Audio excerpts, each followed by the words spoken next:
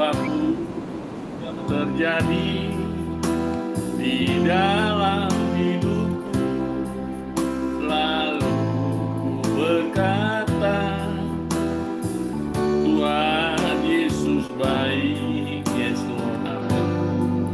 Dalam segala hal yang terjadi, tetap ku berkata, Tuhan Yesus baik. Ku sembah Kau, ku sembah Kau, ku sembah Kau, amin Tuhan. Tak dapat ku membalas kasih-Mu. Ku sembah Kau, ku sembah Kau, Bapa. Ku rindu selalu menyenangkan. Ku sembah Kau, ku sembah Kau, ku sembah Kau, yes, yes, yes.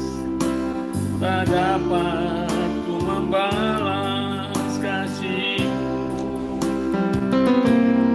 Ku sembah Kau, ku sembah Kau, Bapa.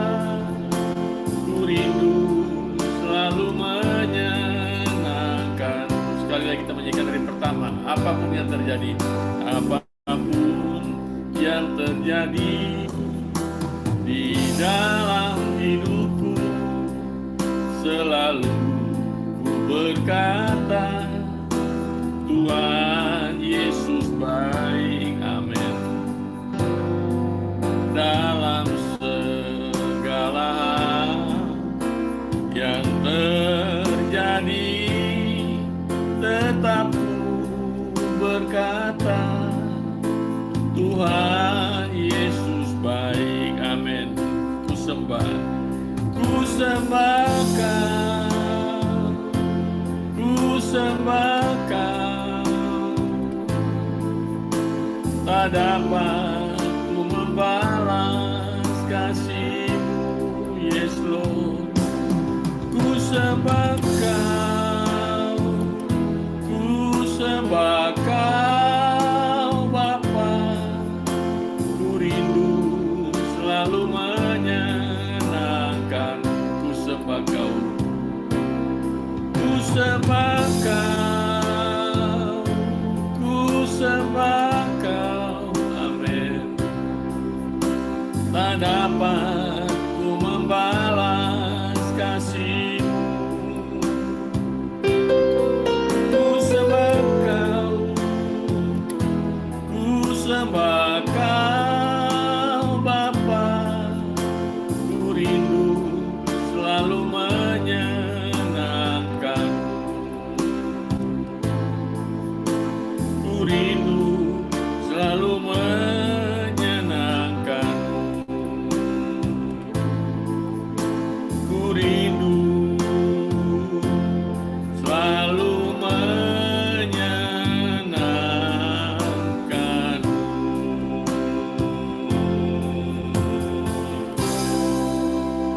Haleluya, Yesus.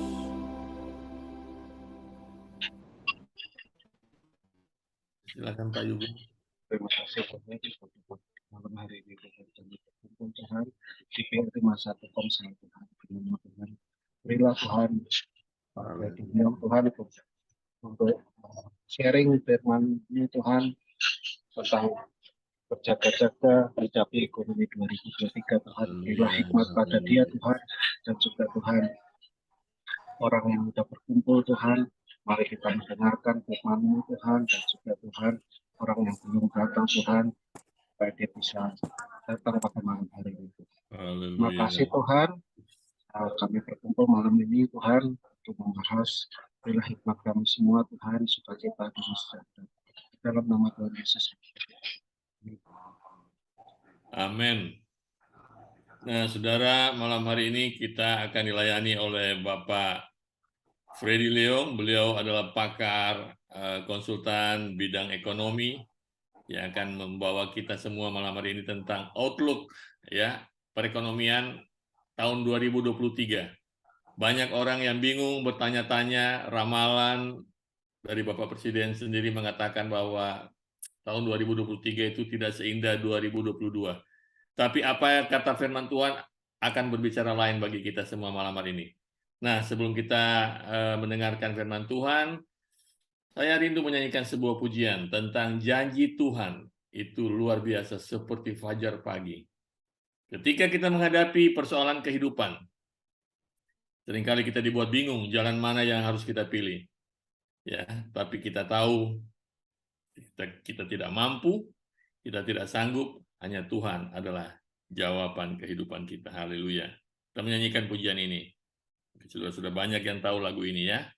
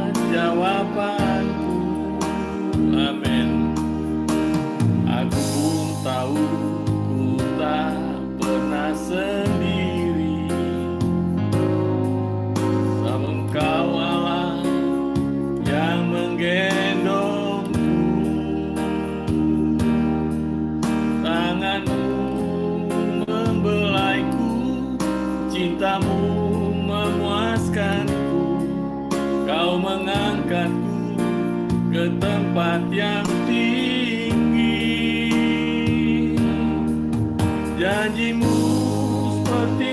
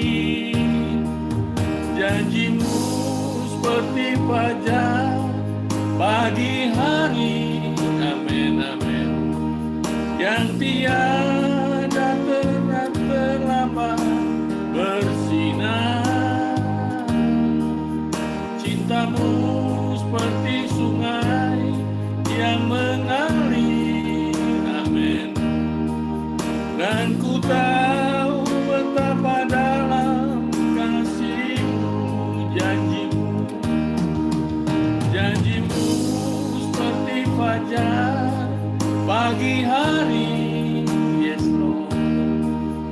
dan tiada pernah terlambat bersinar. Cintamu seperti sungai yang mengalir, amin. Dan ku tahu betapa dalam kasih-Mu, dan ku tahu betapa dalam kasih-Mu, dan ku tahu betapa dalam kasih-Mu. Haleluya. Sangat berbahagia kalau kita tahu betapa dalam kasih Tuhan dan janji Tuhan untuk menolong kita seperti fajar pagi hari, lalu tepat waktu dan tidak pernah terlambat. Malam hari ini Pak Freddy Leong sudah bersama-sama dengan kita dalam ibadah Komsel, dan kita akan mendengarkan outlook ya ekonomi 2023 ya. Bagaimana kata firman Tuhan, bagaimana kata dunia, dan kita akan dengarkan dari pakar ekonomi Pak Freddy Leong. Selamat malam Pak Freddy. Ya, selamat malam. Shalom Pak John. Shalom. Silakan Pak, waktunya buat Bapak. Haleluya. Oke, ya selamat malam ya Bapak Ibu semua. Hari ini saya akan sharing kaitan dengan ekonomi 2023, tapi dari sudut pandang firman Tuhan. Ya, poinnya adalah, tulisannya adalah berjaga-jaga. Terutama berjaga-jaga itu dari apa? Sikap hati kita. Sudut pandang kita. Nah, saya ambil dari sebuah kisah dari Kejadian 26. Ya, jadi Kejadian 26 ini sangat terkenal sekali, saudara. Ya, inti dari Kejadian 26 ini, kalau saudara punya waktu nanti selalu baca secara lengkap ya. Ini sebetulnya kitab ini bicara tentang 3 hal. Tentang janji Allah, promise, tentang ketakutan-ketakutan kita sebagai manusia, dan yang ketiga adalah iman, tentang iman. Jadi ini topik sangat ada promise, ada fear, ada faith. Nah, ini kejadiannya cerita dari Genesis 26 atau Kejadian 26 ini diambil dari cerita tentang Ishak. Ya, Bapak Ibu sekalian ya. Nah, sebelum saya menuju ke sana, saya sedikit jelaskan fenomena yang terjadi di Indonesia. Ya, di Indonesia maupun masyarakat dunia. Sejak Jokowi dan Menteri Keuangan memberikan statement bahwa tahun depan adalah tahun gelap, tahun suram secara global. Perkataan ini ketika diucapkan seorang pemimpin, kalau kita dengar hanya sepenggal aja ya, Bapak Ibu, itu akan menimbulkan yang namanya ketakutan, akan menimbulkan kecemasan. Apalagi kalau kita terlalu mendalami ya data-data ekonomi, data-data prediksi menurut si A, si B, si C, intinya semua suram aja. Saudara kalau membaca dan mendengar ada 5 orang aja yang mengatakan ini suram, maka iman kita langsung runtuh. Maka kita punya spirit, semangat juang, kita akan mengaminkan bahwa semuanya lagi suram dan gelap. Maka akibatnya kita tidak punya kekuatan untuk kita berjuang, Bapak Ibu. Ya. Nah, oleh karena itu kita belajar, coba ketika kita mendengar berita-berita kayak begini, kita harus bijaksana. Ya, saya pribadi, Bapak Ibu, saya tahu sekilas saja, tapi saya tidak mau mendalami berita-berita itu. Dan saya tidak mau mendengar terlalu banyak analisis dari ahli A, ahli B, ahli C, ahli D, di mana nanti akan memunculkan kekhawatiran. Justru yang kita perlukan adalah apa? Saat-saat ini menghadapi situasi 2023. Ini kan semua masih prediksi, Bapak Ibu. Jadi fokusnya kita bukan mendalami prediksi itu. Harusnya fokus kita adalah justru bagaimana memperkuat iman kita kepada Tuhan. Itu yang paling utama.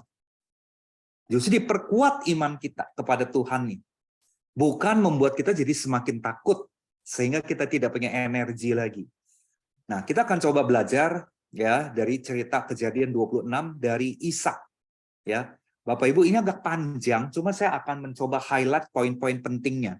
Ya, nah di sini dimulai dengan sebuah kalimat mengatakan, ya di sini adalah sebuah kondisi yang tidak enak.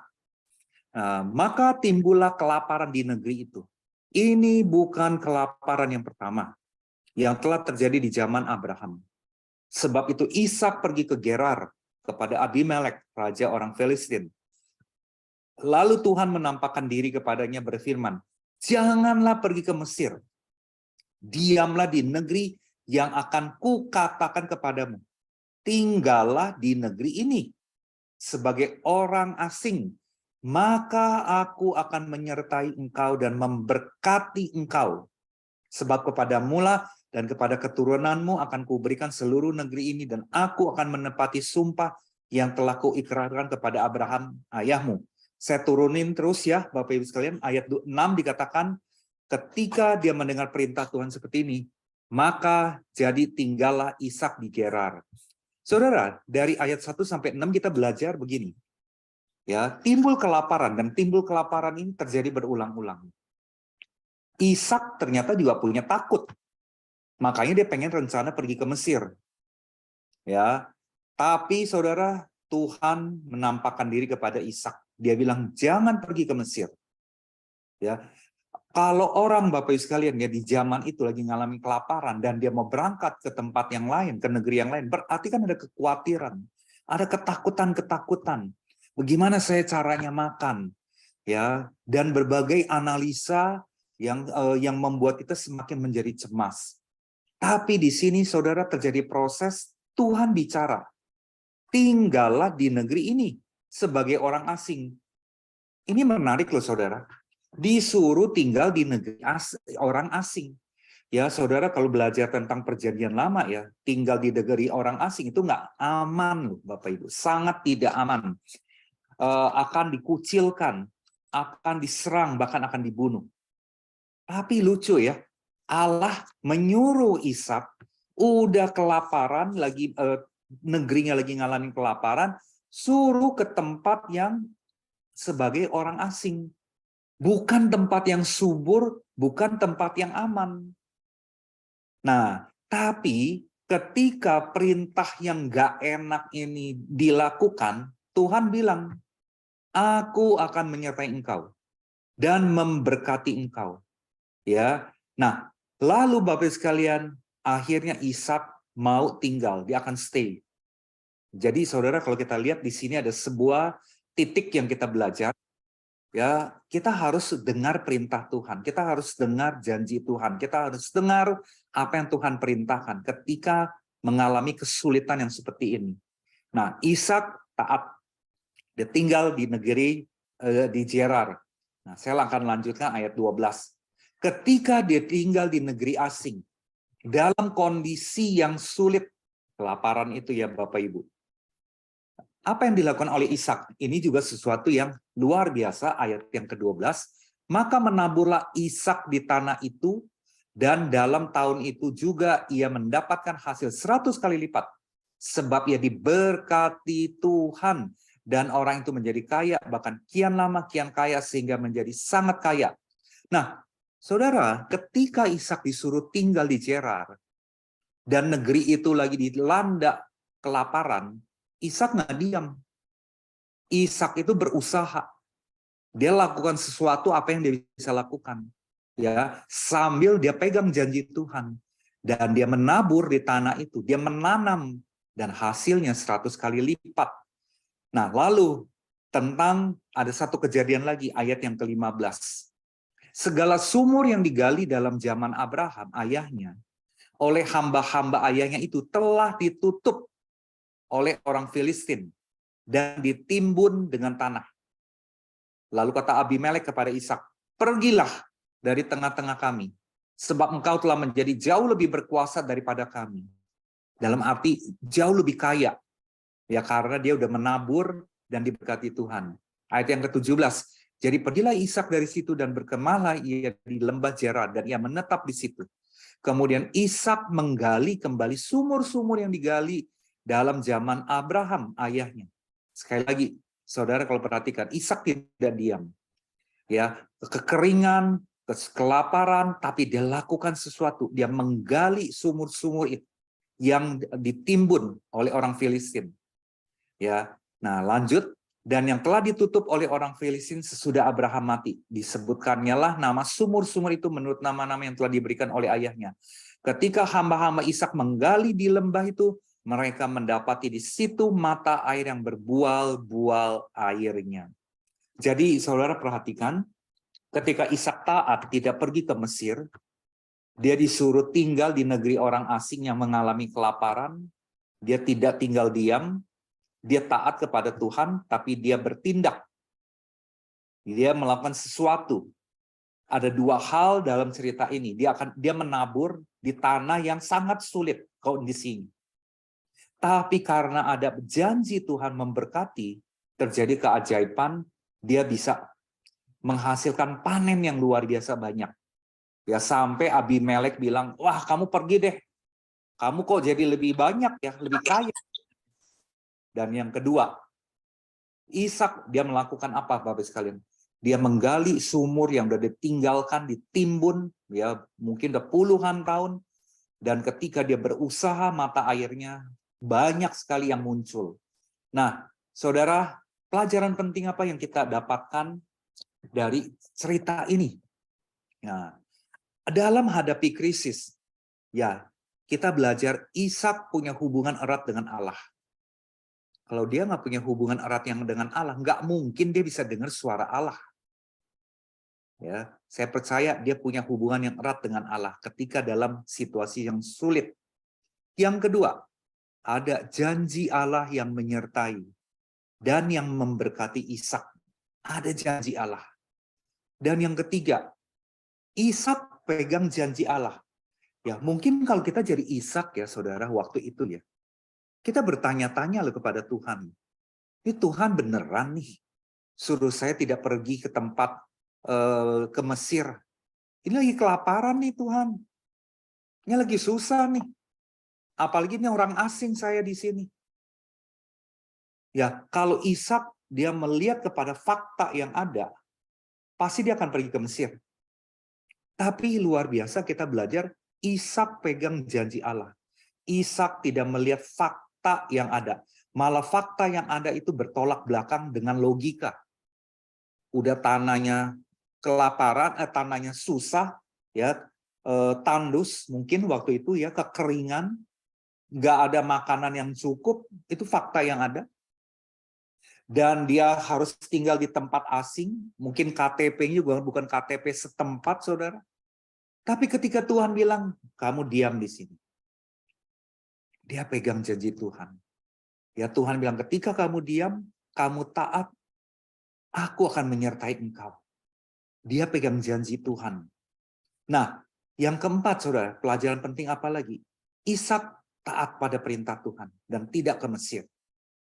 Yang dia lakukan adalah dia menabur. Ya kelihatan sulit, tapi dia menabur. Dia lakukan sesuatu. Dia praktekkan sesuatu. Dia nggak diam-diam aja. Tanpa ragu dia menabur di tanah yang gersang. Ya berdasarkan dua jaminan Tuhan. Bahwa Tuhan bilang, aku akan menyertaimu. Dan aku akan memberkatimu. Jadi Ishak nggak nganggur, saudara. Dengan imannya dia melakukan sesuatu. Nah, lalu yang kedua, yang selanjutnya, Tuhan menuntun ke arah yang tidak kan. Ya, dulu ke sumur-sumur yang udah nggak dipakai. Tapi dengan iman, dia gali dan sumurnya berlimpah. Nah, saudara, apa sih learning point atau pelajaran penting yang kita dapatin dari cerita Ishak ini kalau kita tarik kondisi hari ini ya, saudara? Nah, Bapak sekalian, seperti yang tadi saya bilang, kita mau lihat fakta atau kita melihat janji Tuhan? Kalau kita mau lihat fakta, saudara, hari-hari ini sosial media sangat dipenuhi oleh berita-berita yang bikin kita cemas. Apalagi kalau kita tidak paham tentang data ekonomi global, ekonomi makro. Kita hanya dengarnya seceplok.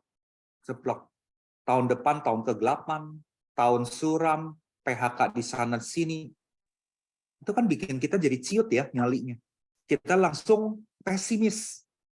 Ya, kelihatan udah kok sangat gelap sekali. Ya, kita dengar beritanya dari satu perusahaan ke perusahaan yang lain mulai PHK karyawan. PHK-nya bukan belasan loh, saudara. Ratusan, bahkan ribuan. Baik di luar negeri, di negara maju, maupun di Indonesia udah mulai. Kita mau lihat yang mana, saudara? Kita mau fokusnya kemana? Kita mau fokus kepada data dan fakta dari berita-berita itu? Atau kita mau lihat janji Tuhan? Ini yang saya sebut dengan berjaga. Jaga hati kita, jaga pikiran kita. Filter informasi-informasi apa yang melemahkan kita. Kita saring berbagai informasi yang membuat kita semangat juang kita menjadi turun. Ya, lesu sih. Wah, lagi suram. Ya udahlah di rumah aja lah. Apakah kita mau seperti itu nantinya? Atau kita lihat sisi terang. Ya, saudara pasti udah sering banyak mendengar di dalam krisis pasti ada peluang. Ya, di dalam kesulitan pasti ada peluang, saudara. Nah, kalau kita lihat ya, Bapak Ibu sekalian, dari sisi terangnya. Jadi jangan lihat berita tentang ini gelap itu. Sebetulnya ada fakta yang positif, saudara. Saya mau ajak saudara lihat sebentar di sini. Ya, ini sedikit data ekonomi ya, Bapak Ibu ya. Bahwa Indonesia tahun 2023 ya, pertumbuhan ekonomi akan 5%. Kurang lebih 5%.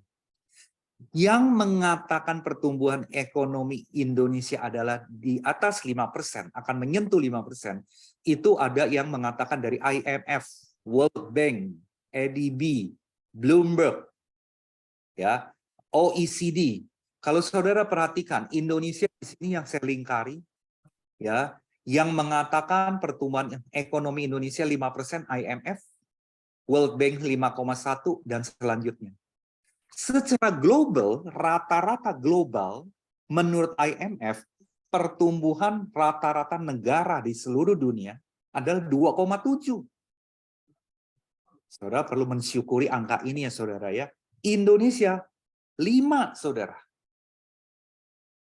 Ya, World Bank bilang Indonesia akan bertumbuh 5,1%. Dunia, negara-negara yang lain, bahkan negara-negara maju, 3,0 pertumbuhannya.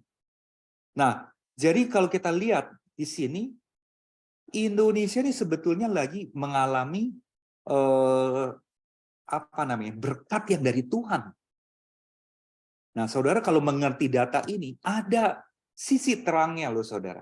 Ada sisi positifnya. Kalau kita lihat data ini, kita aminkan aja, betul nggak, saudara? Angka yang baik, aminin. Ini yang kita lihat. Kita punya iman bahwa ada pertumbuhan yang baik di Indonesia. Indonesia beda dengan Inggris. Inggris lagi kacau balau. Ya, Amerika ekonomi lagi kacau balau. Puji Tuhan Indonesia mengalami surplus. Itu yang kita pegang. Ya, yang negatif-negatif kita tahu sebentar aja, tapi nggak usah difokusin. Nah, kalau kita lihat lagi, ya, prestasi Indonesia di tahun 2022, pendapatan negara, saudara perlihatkan, bertumbuh 40,5%. Bertumbuh loh, saudara. Penerimaan dari perpajakan bertumbuh 47%. Belanja negara bertumbuh 14%. Berarti roda ekonomi berputar. Ya, surplus Indonesia bertumbuh 69%. Saudara, ini adalah sesuatu yang juga positif. Walaupun dengan catatan ya, yang bertumbuh itu sektor-sektor tertentu, tapi ada sektor tertentu yang justru tidak bertumbuh. Nah, tapi secara keseluruhan, ya saudara, Indonesia mayoritas sektor-sektornya bertumbuh. Sekali lagi ya, ada yang naik, ada yang turun loh, tetap loh ya. Ya contoh properti nggak naik. Ya, properti nggak naik-naik tuh. Udah berapa tahun? Udah 7 tahun kali di Indonesia. Nah, apa yang perlu kita lakukan dengan ini semua?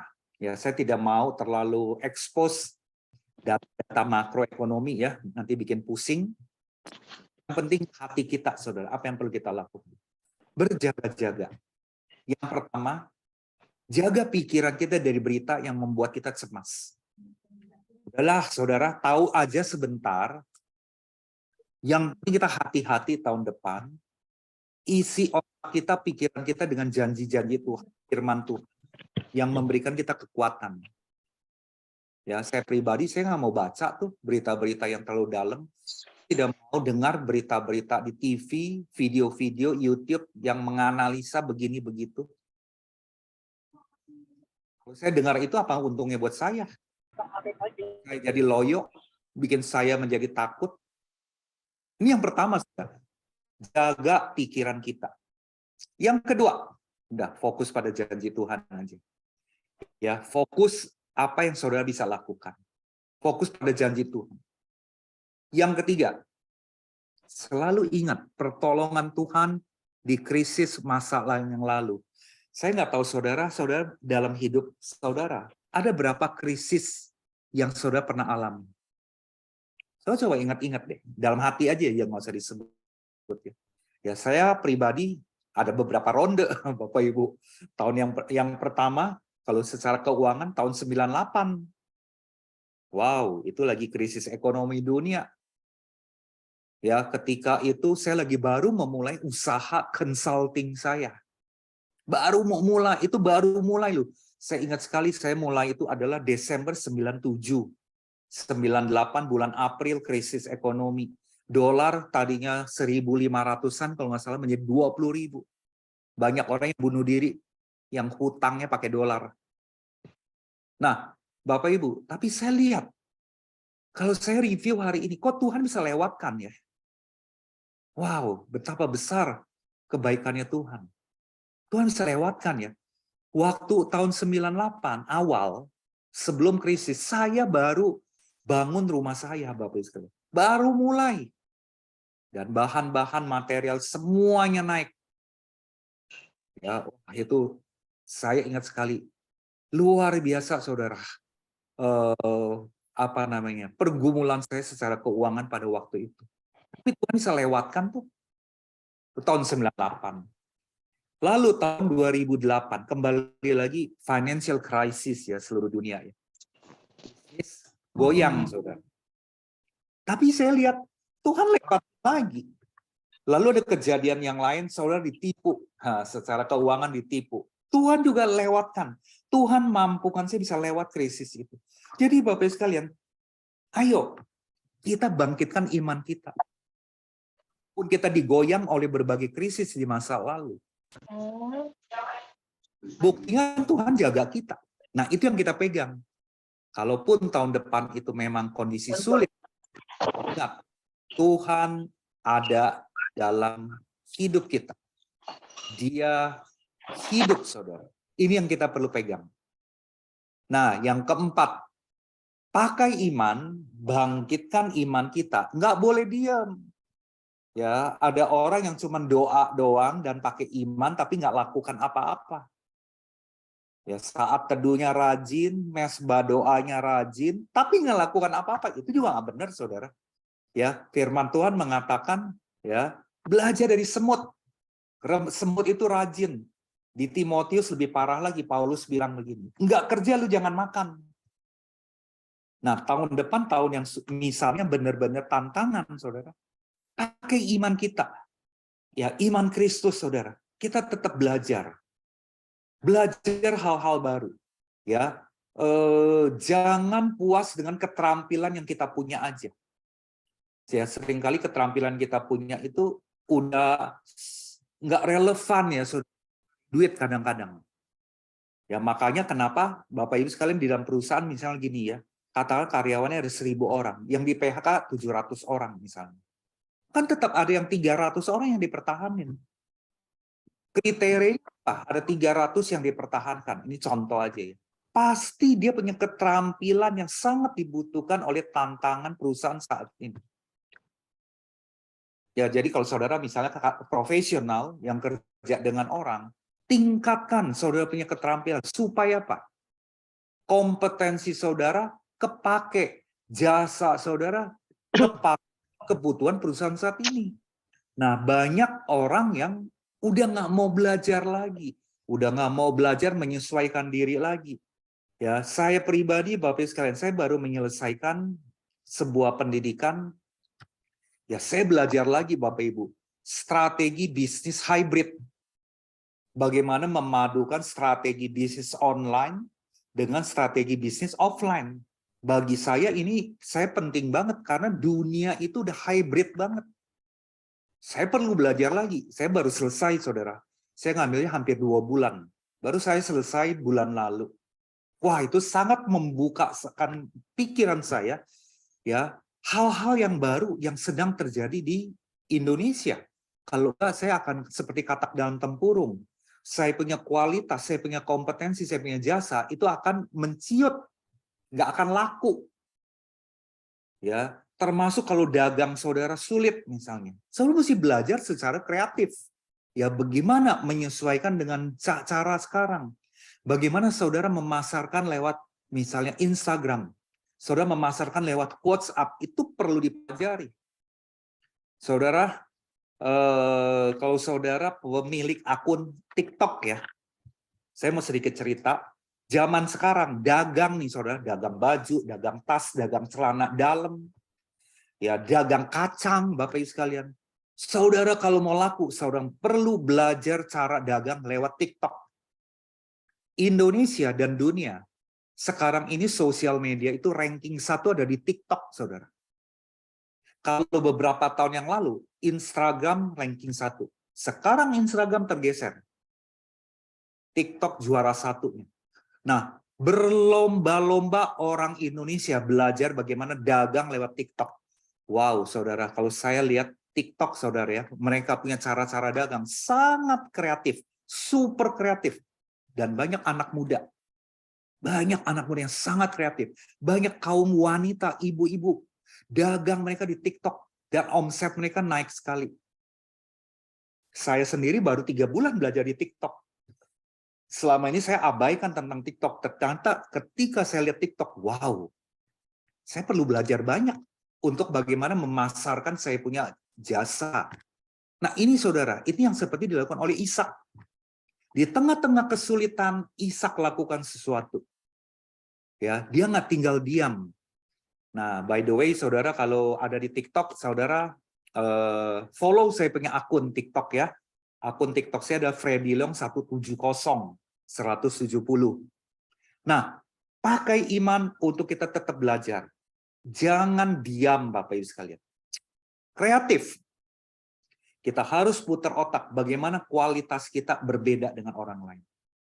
Kreatif di dalam kita bagaimana dagangan kita dengan orang lain itu kita berbeda. Supaya apa Bapak Ibu? Kita bisa laku jualan produk atau jasa kita. Buat saudara yang kerja sama orang lain, ya, saudara perlu kreatif bagaimana saudara punya keahlian berbeda dengan teman-teman saudara. Supaya apa? Saudara masih terpakai. Nah, ini buat teman-teman, Bapak Ibu yang profesional ya, yang masih kerja dengan orang lain. Saya kasih indikatornya gini. Kalau dalam 2 tahun terakhir, saudara tidak belajar hal baru, tidak ikutan training, tidak ikutan seminar, tidak nambah keterampilan apapun, saudara, hati-hati. Bisa-bisa keterampilan saudara itu udah nggak valid. Kalau bahasa saya bilang, mungkin udah basi loh saudara. Karena apa? 2-3 tahun ini tantangan dalam dunia usaha luar biasa berbeda sekali. Ya, kebetulan saya adalah konsultan, ya saya banyak menolong mereview bisnis para para pengusaha. Ya, bagaimana supaya tetap bertumbuh dan profit. Saya perkenalkan Bapak Ibu, fakta di Indonesia cara-caranya udah sangat berbeda sekali. Cara-cara berdagang. Jadi kita perlu kreatif. Ya. Nah, saudara, saya akan kasih contoh. Kalau saudara misalnya adalah usahawan ya, mungkin UKM gitu ya, usaha yang kecil-kecil. Tahun 2023, mau usaha apa sih dengan modal yang kecil? Ya, saya nggak bicara yang kelas triliunan ya, atau ratusan miliar punya bisnis. Tapi yang kecil, buat saudara yang mau home industry, ibu-ibu rumah tangga yang mau bisnis, ya sekali lagi saudara, tetap ada harapan, tapi pinter-pinter memilih, membidik bidangnya. Nah, saya ada mencatat ada 15 bidang yang saudara bisa masuk dengan modal yang kecil. Ketika saudara berusaha, Ya, contoh bisnis catering, tapi catering yang lagi naik daun adalah catering yang vegetarian, Bapak Ibu. Catering buat orang yang diet. Catering buat anak-anak sekolah yang di mana papa mamanya sibuk kerja. Jadi saudara, bisnis catering aja juga udah mulai spesifik, kreatif, berbeda dari catering yang lalu-lalu. Nah, saudara yang suka masak, ibu-ibu yang suka masak, bapak-bapak yang suka masak, Anda bisa masuk, ini sebuah peluang. Bisnis kue, bisnis snack, bisnis jajanan kering gitu, cemilan, ini nggak pernah mati, saudara. Yang nomor 3, bisnis penitipan hewan peliharaan. Ini lagi tren. Gara-gara pandemi, orang PPKM banyak di rumah, saudara, bisnis jualan anjing dan kucing itu melonjak sangat drastis. Dan oleh karena itu perlu jasa-jasa sampingannya yang kaitan dengan hewan ya. Atau saudara bilang, saya nggak punya modal apa-apa. Nggak usah pusing. Jadi dropshipper aja. Reseller, cari orang yang punya produk, saudara yang ngejualin, saudara dapat komisi. Ya, jadi Bapak Ibu, nggak ada kata bilang saya nggak punya duit untuk makan. Kalau kita mau berusaha, banyak sekali loh peluang-peluang yang ada. Lalu jasa laundry, kalau saudara punya sedikit duit ya, jasa make up, ini juga nggak ada matinya Bapak Ibu. Mau krisis ekonomi, orang kan ada yang menikah, ada orang yang pesta, ya. Kemudian ini dia lagi bisnis cuci sepatu belakangan ini, ya. Itu sekarang ini Bapak Ibu, dulunya ini di mall-mall, sekarang Bapak Ibu bisa online, antar jemput lagi. Saudara tidak buka outlet di mall, saudara bisa di rumah. Nah, buat saudara yang masih muda, yang menguasai tentang IT, digital, nah saudara bisa content creator, jasa desain kaos, barbershop, gunting rambut. Nah, agen frozen food. Wah, ini juga lagi naik daun. Bisnis thrifting. Nah, saudara tahu nggak bisnis thrifting? Ini saya terkejut loh, saudara. Ya, ini kira-kira terjadi kira-kira 3 bulan yang lalu. Saya ke Pasar Baru. Saya temenin mama saya bikin hordeng. Ke lantai 3, saya sangat kaget sekali di Pasar Baru lantai 3. Satu lantai penuh itu banyak toko-toko jualan baju bekas yang berasal dari Korea, Jepang, mungkin dari Hong Kong kali. Itu baju bekas. Dan saya baru tahu bisnis thrifting ini ada di mana-mana. Ada di Senen, saudara pergi ke proyek Senen. Itu juga pusat baju thrifting, baju bekas. Saya lihat di Bandung, satu persatu saya lihat, wow, kok semakin banyak ya? Nah, Bapak Ibu, saudara, Anda bisa manfaatkan tren baru ini. Ya, bisnis aksesoris smartphone ini juga nggak ada matinya. Ya, usaha kerajinan tangan untuk souvenir-souvenir pesta ulang tahun, pernikahan dan sebagainya. Jasa penitipan anak. Saudara, jadi kalau saudara lihat ini, saya sengaja tampilkan. Ini ada bidang usaha untuk cari uang dalam kondisi ekonomi yang sulit, tapi 15 bisnis ini tidak akan mati. Ini ada bisnis usaha dengan modal kecil, tapi anti-krisis. Anti-crisis bisnis kira-kira begitu ya. Dengan modal yang kecil. Nah, jadi saya bukakan ini Bapak sekalian sekali lagi. Ayo, tetap beriman, pegang janji Tuhan, kelola kekhawatiran dan kecemasan, dan tetap berusaha. Ya, buat saudara yang berusaha, ya punya bisnis sendiri, kecil-kecilan, atau saudara baru memulai, semoga ini bisa memberikan saudara ide. Ya, oke, saya sampai di sini dulu. Mungkin kita bisa diskusi ya, tanya jawab ya. Saya kembalikan kepada Pak John. Terima kasih Pak Freddy, luar biasa ya. Kita malam ini dibekali dengan firman Tuhan yang luar biasa, melihat dari sisi pandangan firman Tuhan. Memang saya sendiri seperti apa yang Pak Freddy katakan ya, cukup terpengaruh juga ya melihat komentar-komentar para ekonom saat ini tentang masa depan negara ya. Dan saya waktu itu saya kaitkan dengan firman Tuhan karena dikatakan dalam kitab Wahyu bahwa secupak gandum sedinar harganya. Itu jadi itu yang saya kaitkan. Memang kesulitan tidak akan pernah berakhir ya. 2 Timotius 3 itu katakan demikian ya, akan datang masa yang sulit. Tapi malam hari ini kita diteguhkan kembali dengan firman Tuhan tentang kisah Ishak yang menabur ya di masa sulit dan masa paceklik yang luar biasa, tapi pegang janji Tuhan. Malam hari ini saudara, seberapa banyak kita yang hadir? Surprise, saya ada 34 teman-teman kita yang bergabung malam hari ini ya. Cukup tinggi angkanya dan saya percaya malam hari ini kita sudah diberkati dengan kebenaran firman. Saya membuka kesempatan saudara untuk saudara boleh bertanya malam ini kepada Pak Freddy, kebetulan menyampaikan makalah ini yang sangat luar biasa menurut saya. Silakan, kalau saudara ingin bertanya, saudara tolong nyalakan videonya, jadi kita bisa melihat ya, saudara. Kita akan berikan kesempatan. Nah, yang lain tolong di mute dulu mic-nya supaya tidak mengganggu. Pak Supardi, ada yang mau ditanyakan Pak? Ini Pak Jenderal ini yang setia baru pulang dari luar negeri. Silakan Pak Supardi.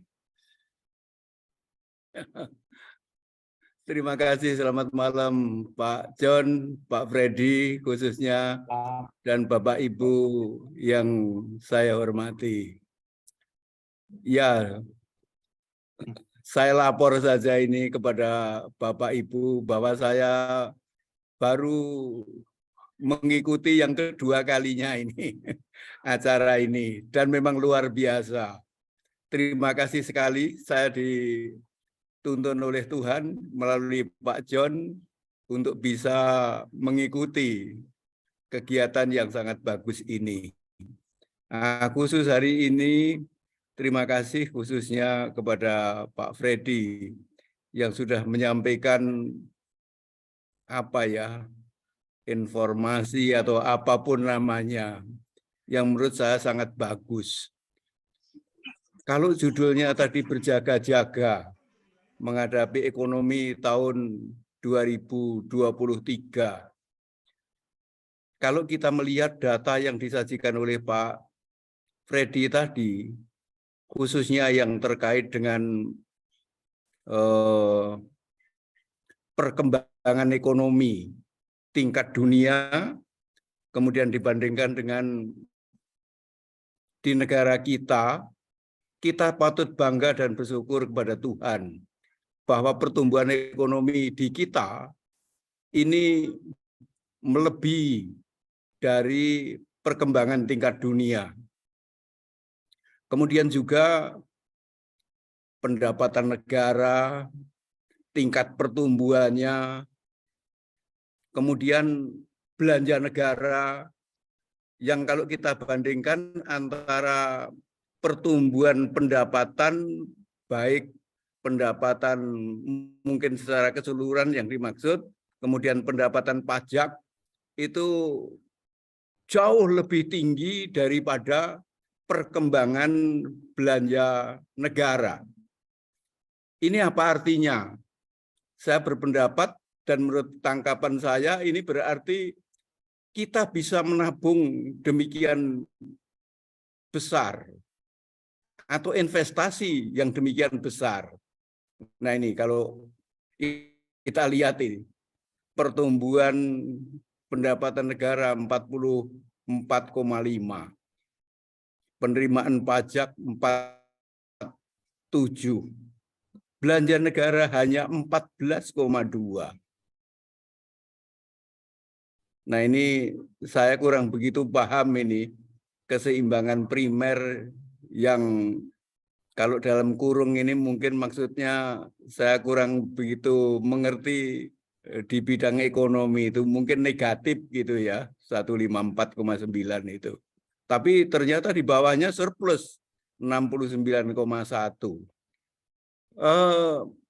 Barangkali kalau kita membaca sepintas atau pemikiran yang sederhana saja, sebetulnya kita patut bersyukur dan tidak perlu khawatir. Tetapi bagaimanapun kan perkembangan itu bisa saja dengan cepat. Apakah perkembangan positif atau negatif? Nah ini mohon penjelasan lebih lanjut dari Pak Freddy. Memang jalan keluarnya itu tadi yang 4 itu tadi, baik dilihat dari segi iman ataupun apa yang harus kita lakukan, sangat bagus. Terima kasih Pak Freddy dan Pak John, Bapak Ibu sekalian. Terima kasih. Terima kasih Pak Supardi. Silakan Pak Freddy, ada yang mau ditambahkan Pak? Yang dimaksudkan oleh Pak Supardi tadi keseimbangan primer itu seperti apa Pak? Ini Pak, yang keseimbangan primer negatif ini maksudnya apa? Saya kurang begitu jelas. Kemudian apakah benar pendapat saya bahwa sebetulnya ini sepanjang kita masih melakukan upaya-upaya yang sama dengan tahun ini sekurang-kurangnya, terutama di bawah pimpinan Pak Jokowi ini, kita tetap optimis. Begitu Pak, terima kasih. Ya, saya jelaskan keseimbangan primer ya. Keseimbangan primer itu artinya total pendapatan negara dikurangi dengan belanja negara. Ya, jadi pendapatan negara dikurangi belanja negara sampai bulan Oktober itu kita surplus 146. Which is tapi kalau dibandingkan dari tahun yang lalu kita malah pertumbuhannya berkurang, berarti sebetulnya surplusnya berkurang di sini. Belanja dikurangi dengan pendapatan dikurangi belanja. Tapi tetap positif. Kalau minus ini kan artinya pertumbuhannya lebih kecil dibandingin tahun yang sebelumnya. Nah, saudara, kita juga perlu perhatikan di sini bahwa pertumbuhan surplusnya yang bagus, hampir 70%, saudara. Ini kan berita baiknya. Ya, oke, ini adalah data makro ekonomi Indonesia ya. Yang saya mau kita simpulkan begini loh Bapak Ibu sekalian. Ya, memang secara global banyak negara yang sedang mengalami kesulitan. Kita lihat Indonesia banyak hal yang positif. Itu aja saudara yang kita pegang. Ya, kalau Jokowi dan Menteri Keuangan bilang bahwa tahun depan adalah tahun ke-8, ini mereka lagi bicara makro secara global. Bicara secara global. Saudara kalau perhatikan pidatonya Pak Jokowi ya, kalimat-kalimat yang selanjutnya adalah dia bilang, kita punya fondasi yang kuat. Nah, tapi ya Bapak Ibu sekalian, kalau saya pribadi melihat, bukan berarti kita tenang-tenang aja. Kita tetap perlu berjaga-jaga. Berjaga-jaga secara iman kita, rohani kita, maupun usaha kita. Kita tetap harus berjaga-jaga. Kita tetap harus lakukan sesuatu. Itu yang saya biasa sampaikan. Jadi, saya cuma mau sampaikan lewat pertemuan kita malam hari ini ya. Jangan takut, lihatlah sisi terang. Ya, seperti Ishak, Tuhan berjanji akan menyertai dia dan membuat dia berhasil. Itu aja kita pegang, janji Tuhan buat kita.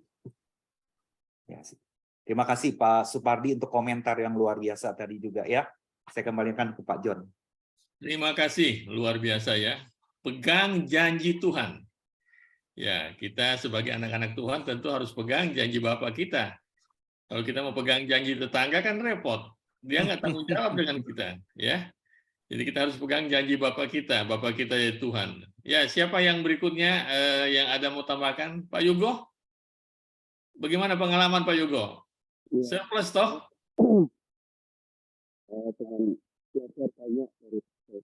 Suaranya kurang jelas Pak Yugo.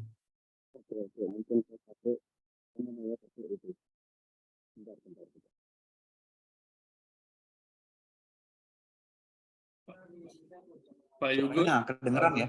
Pak Yugo suaranya nggak kedengaran Pak. Mungkin lebih dekat ke mic Pak Yugo. Bentar. Udah kedengeran belum? Ah, sekarang sudah jelas. Oke. Mungkin apa namanya? Sorry. Mungkin saya mau tanya sedikit ya. Jadi banyak orang apakah sesuai dengan firman atau enggak? Jadi kan orang kalau dengan berjaga-jaga atau orang berhati-hati, itu banyak orang kan udah wait and see. Ya. Banyak sekali orang maksudnya di masyarakat, di marketplace itu selalu ngomong udah wait and see. Tapi kalau menurut saya wait and see itu kan kita nggak melakukan apa-apa. Kita nggak kreatif ya, kita nggak melawan arus gitu. Ini pikiran saya, tapi apakah wait and see itu juga sesuai dengan firman Tuhan? Itu Pak, thank you Pak. Ya Pak, kalau saya menerjemahkan wait and see itu dalam arti gini loh Pak, banyak pengusaha tuh tidak mau investasi dulu, ngeluarin modal yang lebih besar untuk perluasan. Ya contoh, perluasan pabrik, nambah mesin, mereka nggak mau dulu. Itu wait and see artinya Pak ya. Mereka tuh sangat prudent, mereka tuh sangat hati-hati. Nah, saya setuju dengan Pak Yugo. Justru dalam kondisi kayak gini, kita yang harus kita lakukan adalah pembenahan. Pembenahan demi pembenahan demi pembenahan. Kita kreatif Pak, pembenahan. Sehingga ketika nanti masa sulit ini udah lewat, kita udah naik kelas. Ya, saya sering ngomong sama klien saya, ayo direview kembali segmen marketnya Anda siapa sekarang. Anda punya produk ini, diferensiasinya apa? Ini kalau kita pakai bahasa bisnis ya. Saya sering menantang saya punya klien itu pikirkan diferensiasinya berbeda. Bangun keunggulan yang berbeda. Membangun keunggulan itu butuh waktu. Ya, kemudian coba analisa kompetitor Anda. Anda dengan kompetitor bagaimana? Anda punya produk. Nah, itu pembenahan yang perlu dilakukan yang jadi fokus ketika ekonomi lagi mengalami tantangan. Nah, wait and see-nya dalam konteks orang nggak mau keluarin modal dulu untuk ekspansi, kebanyakan seperti itu. Kecuali ya Pak ya, misalnya bidang-bidang infrastruktur. Ya, which is itu ya negara kan lagi ngebangun terus ya. Nah, mereka akan keluar modal. Atau bisnis-bisnis yang saya sebut kategorinya big wave, ombak besarnya. Ya, bisnis yang big wave itu ada di 3 kalau di Indonesia. Ini sesuai dengan arahan Menteri Perdagangan. Yang pertama adalah infrastruktur. Yang kedua adalah di dalam bidang telekomunikasi dan IT. Yang ketiga adalah dalam bidang medical. Ini big wave, Pak. Yang lain-lain, wait and see. Kalau yang 3 itu ombaknya lagi besar, ya, ini lagi seasonnya, Pak, lagi trennya. Nah, kalau ada orang yang masuk ke bisnis ini, ya silakan. Ini adalah waktunya, timingnya. Silakan masukin duit. Jadi lihat industrinya dulu, ya masuk ke kategori big wave apa enggak. Kalau enggak, jangan expand dulu deh. Tapi benahin internal, ya pembenahan internal, benahin dari sisi marketingnya, dari salesnya, dari kepemimpinannya, dari SDM-nya, dari prosesnya, buat lebih efisien. Nah, itu yang seperti prinsip yang kita belajar dari Ishak. Dia tidak diam-diam, dia do something, dia lakukan sesuatu. Ini kalau bisnis ya, sekali lagi kalau buat Anda yang profesional, Anda kerja dengan orang lain, tingkatkan Anda punya skill, kompetensi. Buat Bapak Ibu yang udah pensiun, ya nggak efek ya kayak begini ya. Selama uang pensiunnya cukup ya Bapak Ibu sekalian. Kecuali di usia emas saudara tetap mau usaha. Nah, usaha seperti apa? Cari usaha yang anti krisis. Ya, tetap dibutuhkan oleh masyarakat gitu. Itu sih jawaban saya, Pak Yugo. Thank you. Pak Yugo. Oke. Thank you. Ayo, oke. Pak Yugo ini. Ya, setuju. Luar biasa. Mungkin masih ada lagi. Ada Pak Lintong ini. Pak Lintong. Ada masukan Pak Lintong? Pak Lintong. Saya nggak masukan, justru bertanya, Pak. Oh ya, silakan. Begini, ya memang ada kecemasan ya dari segi inilah, segi pemikiran rasional ya. Kita ini kan samping beriman, kita juga dikasih akal ya untuk memahami bahwa segala sesuatunya itu bisa diprediksi, ya. Makanya kita sekolah, makanya kita belajar kan gitu. Nah, bukan berarti artinya kita mengandalkan otak, akal, enggak. Tetapi saya kira juga Tuhan menghargai kecerdasan, ya. Justru karena itu kita diberikan hikmat supaya menjalani kehidupan ini menjadi orang yang cerdas, orang yang menjadi berkat, supaya kehidupan ini menjadi kehidupan yang lebih baik, kan. Kita bisa membangun, kita bisa memberikan kontribusi. Di sektor ekonomi tadi kita bicara soal situasi yang gelap di tahun 2023. Artinya ada pernyataan dari Presiden yang mengatakan tahun 2023 ini akan situasinya tidak menguntungkan, gelap. Tapi itu bukan Indonesia, katanya kan gitu kan, dunia. Ya. Ya, karena dari indikasi indikasi sektor ekonomi kita, kalau dilihat dari faktor-faktor tadi, kemungkinan yang kena resesi itu bukan Indonesia gitu. Negara-negara lain seperti ya Amerika, Jepang, Inggris, Eropa Barat lah. Karena mereka mengalami 3 faktor yang tidak baik itu.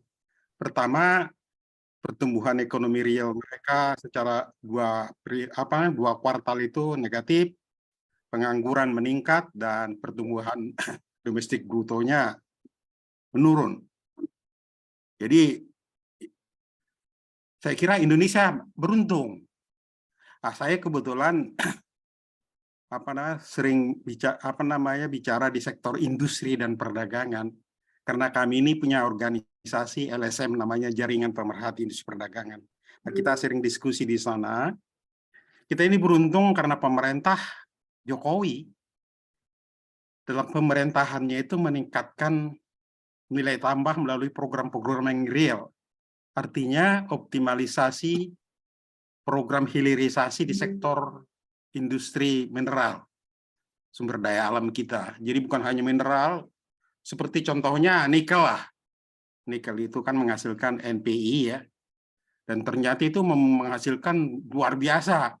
Penghasilan kita bukan hanya sektor pajak, tapi juga di sektor peningkatan ekonomi yang bergulir di dalam negeri, sehingga kita mendapatkan nilai tambah yang sangat besar di situ.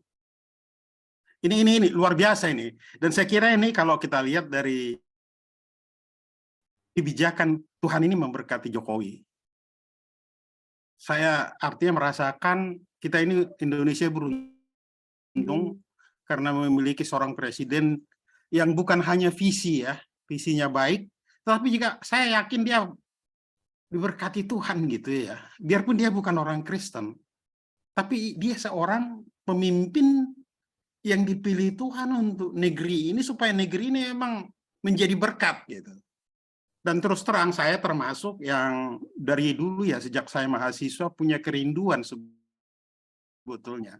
Indonesia ini adalah negara keempat terbesar di dunia dengan penduduk yang begitu banyak, sumber daya alam yang melimpah, letak geografis negara yang luar biasa baiknya untuk perkembangan ekonomi, tapi kok kita ini terpuruk gitu loh. Kita ini bahkan dulu, ya, sekarang sih sudah berubah. Dengan Malaysia aja kita kalah. Dengan Filipina aja, oke, Filipina di bawah. Dengan Thailand, mereka ini kita kalah gitu loh. Sekarang dengan adanya Jokowi ini memang luar biasa. Kita ini sekarang jadi panutan gitu loh. Saya bangga betul. Saya anggap betul lihat beliau bahwa kita ini memang pantas gitu. Coba dengan pendapatan kita hanya sekitar berapa sekarang, pendapatan per kapita itu hanya sekitar $5.000 ya. Kali 247 juta, kita ini 1 triliun dolar penghasilan GDP total negara kita, dan sudah termasuk 10 besar dunia kan. Ini sebetulnya suatu kesempatan ekonomi yang kita bisa kembangkan gitu. Nah, di dalam percakapan kita hari ini, saya percaya, ya, jadi apalagi sebagai anak-anak Tuhan, tidak ada yang mustahil. Dan yang kedua, kita ini adalah orang-orang yang diberkati. Sesudah kita menerima Tuhan Yesus Kristus sebagai juru selamat, maka anak-anak Tuhan ini sudah dapat menerima berkat-berkat sebagai keturunan Abraham. Ya. Jadi kita ini apa yang diberikan Tuhan kepada Abraham, kita berhak menerima karena kita sudah menjadi anak Tuhan yang diberkati gitu, sudah menerima Tuhan Yesus sebagai juru selamat. Jadi dalam kerangka tadi kekhawatiran, kecemasan kita untuk menghadapi tahun gelap yang katanya orang, saya tidak begitu khawatir itu. Saya justru percaya dalam kemelut perekonomian dunia saat ini ya, akibat perang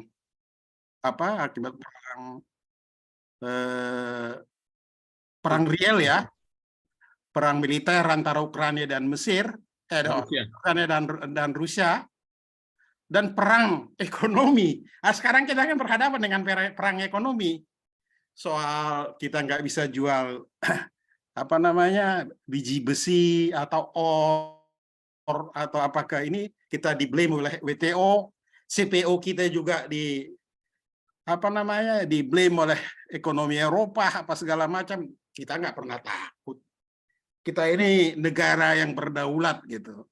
Kita punya sahabat yang lain yang akan bisa membangun negeri. Dan saya kira menurut saya ya, ini pemikiran saya pribadi, mungkin ini ya, udah saatnya itu negara-negara Eropa itu, negara-negara Amerika itu ditinggalin itu. Mereka itu selama ini yang mengeksploitasi negara-negara berkembang hanya untuk kepentingan